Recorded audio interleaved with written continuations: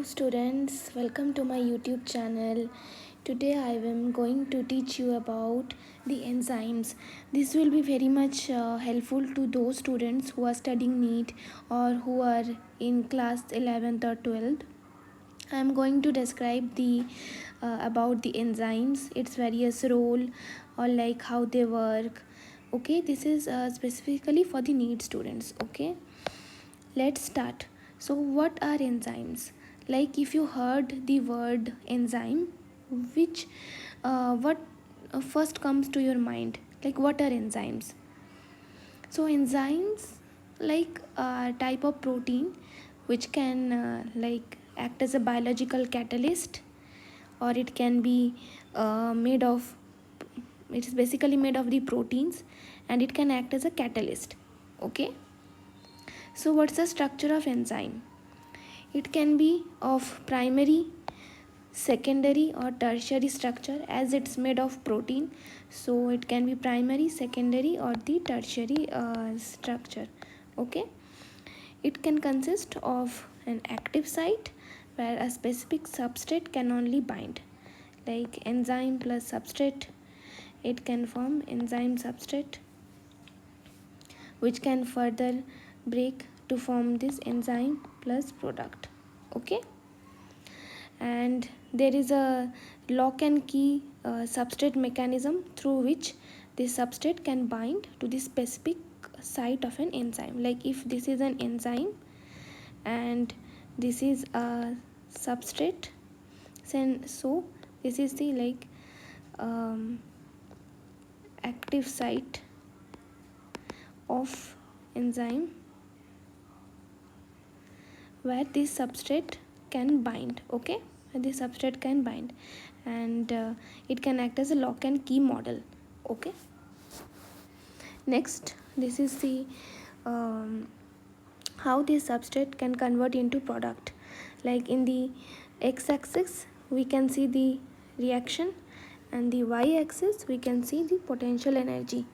So here the substrate can convert it into product.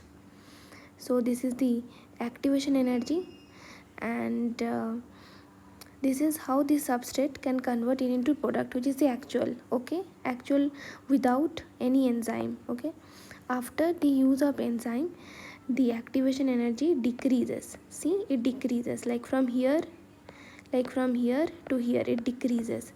So with the help of enzyme, the rate of the reaction can increase. So rate of reaction can increase.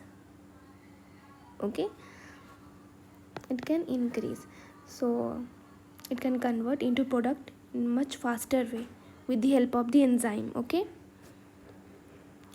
so this is the enzyme, and enzymes are composed of a protein part which we call as a hollow enzyme. Okay, and a non-protein part which is a cofactor, and if it's composed of only protein we can call it a simple enzyme. So basically the hollow enzyme is composed of, like hollow enzyme is composed of both the protein and non-protein part. The protein part, so the protein part is called as the apoenzyme, and the non-protein part, which is the cofactor. Okay, so the non-protein or the cofactor, it composed of the prosthetic group and the coenzyme. So the prosthetic group, it composed of the small inorganic molecule or atom, or it's tightly bound to the apoenzyme. Coenzyme is composed of the organic molecule which is loosely bound to the apoenzyme. Okay, next is the classification of enzymes. So in classification we are going to learn about the different classes of enzyme. Like it's basically of 6 to 7 classes, so here we learn about the 6 classes. So the easy way to learn the different classes of enzyme is you can learn by a trick, like OTHLIL. Okay, so from O it's like oxidoreductase. T, it's like transferase. H, hydrolases. L is lyases. I, it's like isomerases. And L, it's ligases. So what do these specific enzymes do? So oxidoreductase, it actually helps in the transfer of electron. Like see here, A to B, transfer of electrons is O negative is transferred to this B, transfer of electron. Specific example is like alcohol dehydrogenase. In transferase, we see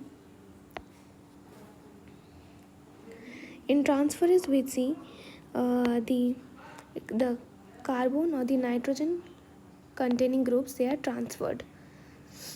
We can see its example as hexokinase. Hydrolases, where we see the bond cleavage by addition of this water. Like see the A and B, here it is their bond is present, but with the help of water there is cleavage. So its example is like trypsin. Lysis, where there is cleavage of carbon carbon or the carbon sulfur bond, and example is pyruvate decarboxylase.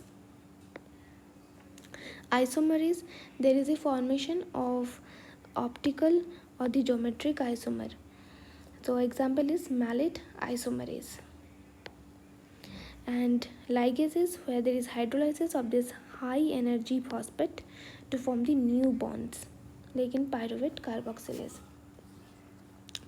So this enzyme can be defined by this enzyme commission number.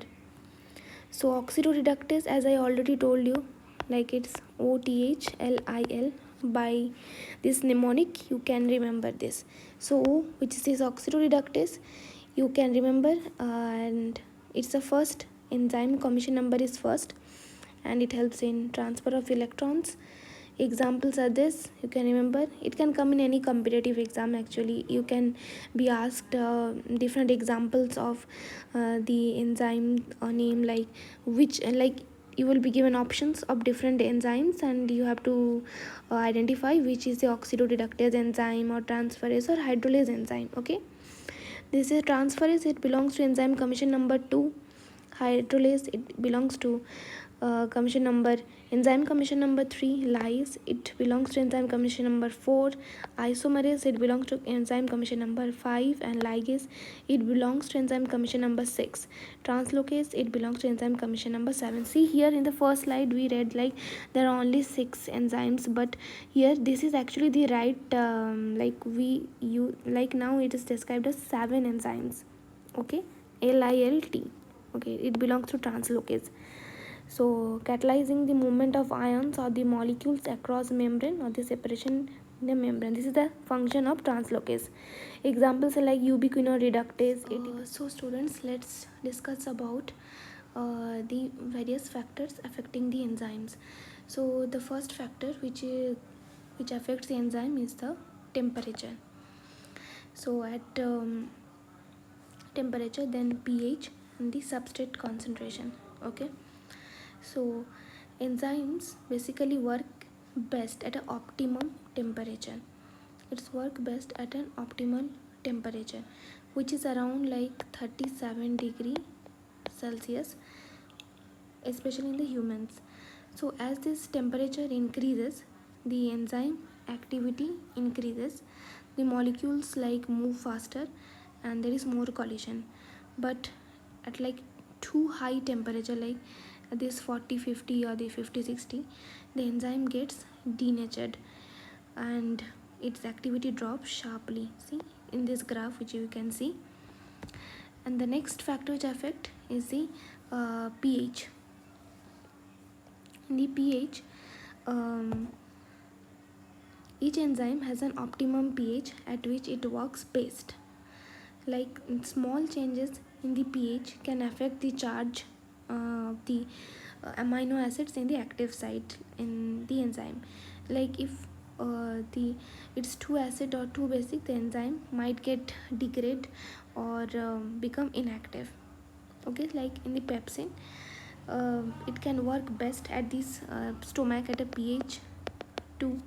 Then salivary amylase, where it can work best at pH 7. And the effect, next is the effect of the substrate concentration, where as the substrate concentration, like here, this is the y-axis, this is the reaction rate, and the x-axis is the substrate concentration. Okay, this is a violet color, we can say as a substrate, and this is the enzyme. Okay, so first here, as the substrate like increases, the enzyme activity also increases, so there is like more collision, but after a time the enzyme active sites are full, and the activity falls, and they goes to a saturation point, like it will not increase anymore. Okay,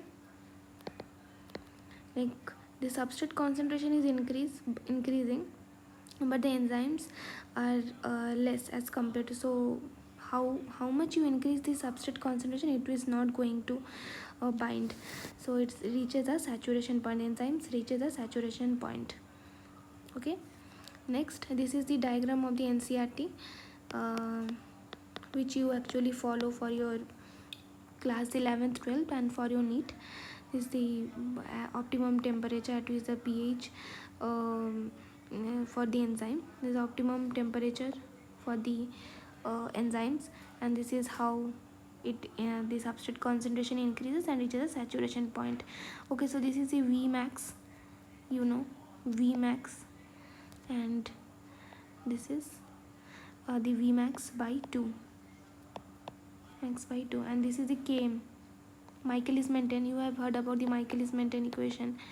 From there this graph is coming. Okay, so let's discuss about some real life examples of enzymes, like in human body we can see the saliva, where we can find the amylase. With the help of amylase we can chew our food, then it actually helps first in digestion. Okay, and in stomach pepsin is present, which just before we read, like it is active at pH something 2.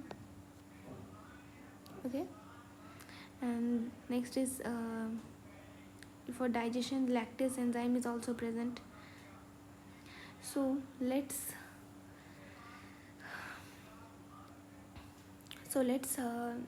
do the summary of what we read till now. Like, what are enzymes? Enzymes are basically proteins. Its basic structure, so it's composed of hollow protein, and hollow protein which is composed of protein and protein, which is the apoprotein part, and the non-protein, which is the cofactor, which is the non-protein part. How does it work? You already know now. Like to help activation energy, it decreases, so the enzyme reaction rate increases. Classification of enzymes, see, with the help of mnemonic like OTH, LILT, you can remember the classification of enzyme. And then various factors like temperature, pH, and substrate concentration. You can remember the various factors, and there are different examples you heard right now, then amylase, pepsin, and the lactase. So let's do the quiz time. Like, do you know, can you tell me which is the fastest enzyme in the body? And please comment down. Okay, thank you, bye.